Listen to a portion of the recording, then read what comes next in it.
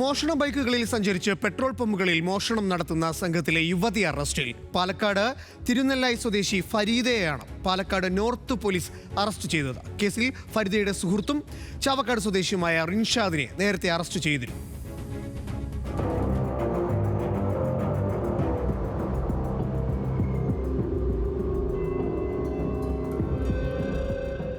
എറണാകുളത്തെ ഒരു സ്വകാര്യ ആശുപത്രിയിൽ ഫിസിയോതെറാപ്പിസ്റ്റായിരുന്ന ഫരീദ സുഹൃത്ത് റിൻഷാദുമായി ചേർന്നാണ് പെട്രോൾ പമ്പുകൾ കേന്ദ്രീകരിച്ച് മോഷണം നടത്തിയിരുന്നത്.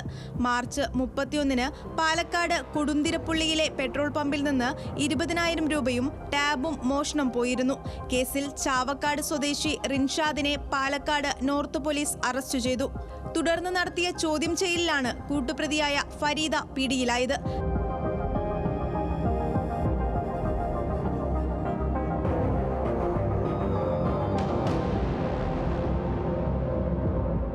കഴിഞ്ഞ 4 മാസത്തിനുള്ളിൽ എറണാകുളം, പാലക്കാട് ജില്ലകളിലായി 6 പെട്രോൾ പമ്പുകളിലാണ് ഇവർ മോഷണം നടത്തിയത്.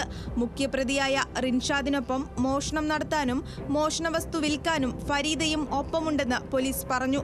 ബൈക്കുകൾ മോഷ്ടിച്ച ശേഷം അതിൽ സഞ്ചരിച്ചാണ് പെട്രോൾ പമ്പുകളിൽ കവർച്ച നടത്തിയിരുന്നത്.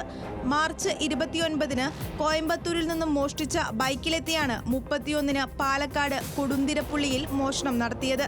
കേസിൽ 3-ാം പ്രതിയായ മണ്ണാർക്കാട് കോട്ടോപ്പാടം സ്വദേശി മുഹമ്മദ് ഷിഫാൻ മറ്റൊരു കേസിൽ അറസ്റ്റിലായിരുന്നു.